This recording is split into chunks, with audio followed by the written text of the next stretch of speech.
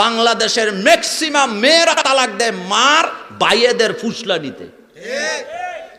আপনি বেটা মাইয়া বিয়া দিছেন, আপনি মাইয়ারে ফুসলান কেন? এত আদর হইলে মাইয়া বিয়া দিছেন কেন আপনি? মিয়া কথা কি বলবো? কথা কি বলবো?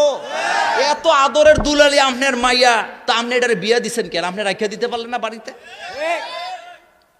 প্রত্যেকটা সংসারে কিছু না কিছু খুঁটিনাটি থাকেই, কিন্তু এই জন্য মেয়েরে নিয়ে আসতে হবে কেন?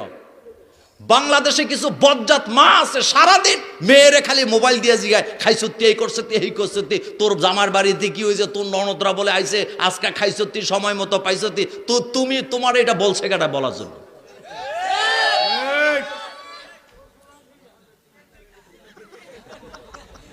শৈলটা পড়ায়।